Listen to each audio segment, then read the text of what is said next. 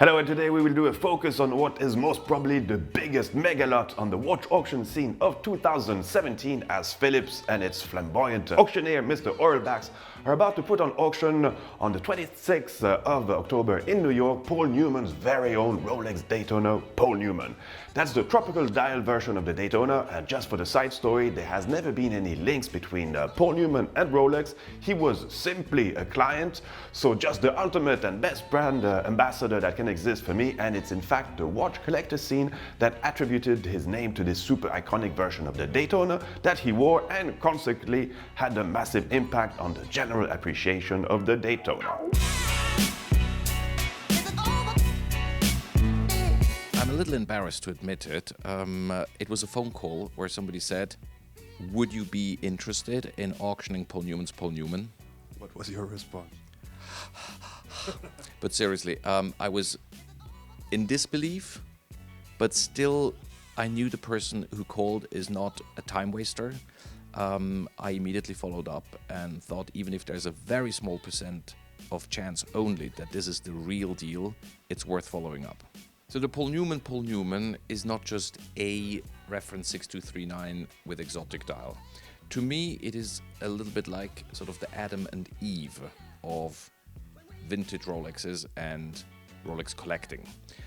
Let's go back to the 1980s. In the 1980s, which is when I started really becoming seriously interested in watches, the top names were Universal, the Tricompax, Movado Chronos, of course Patek Philippe, Vacheron Constantin, and then there was this group of sort of nice tool watches, the Speedmasters, the Submariners, and they were in the few hundreds, maybe even in the very, very low 1000s.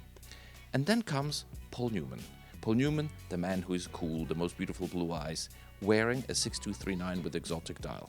From there, people started saying, well, actually, the Daytona is a pretty serious watch.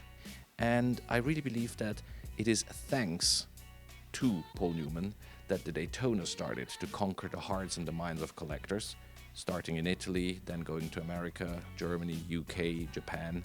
And with the Daytona, the Sub, the GMTs, the Sea Dwellers, everything other sports type watches from Rolex became what it is today, hundreds of thousands, if not millions of dollars.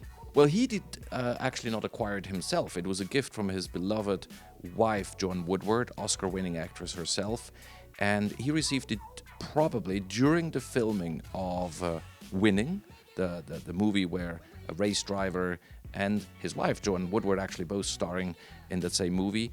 And it was the first time that actually he enjoyed driving fast in a competitive way. Probably the first time ever he reached 100 miles in any type of car.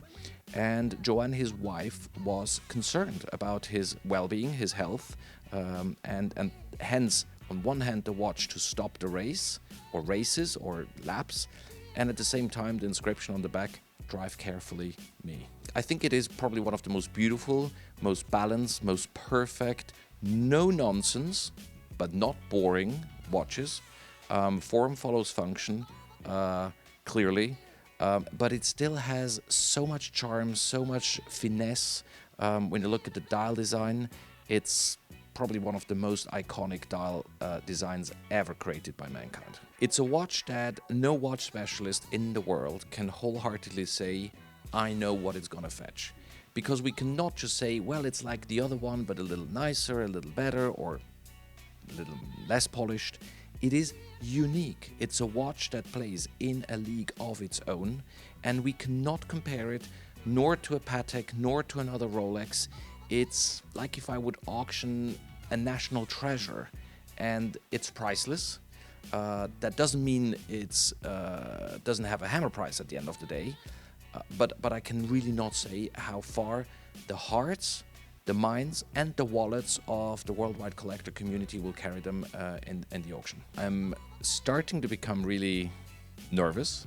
I know it's a huge privilege, an amazing an exclusive privilege that Phillips Watches has, but I'm also understanding what amazing responsibility we have to get it right. And by getting it right, it doesn't just mean to smash a record, to just make sure that everything is done in a beautiful way, professional way, and that we hopefully help the watch find a great new home on October 26th. My job is a little bit the one like Indiana Jones. You never know what's around the corner. I haven't had spiders or worms yet, but it's full of surprises. That's why I love it. That's why we get up early in the morning and enjoy going to work.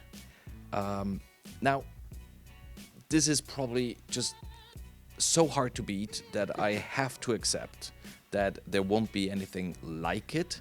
And the market should also be aware that Phillips cannot pull out every 6 or 12 months another wow watch.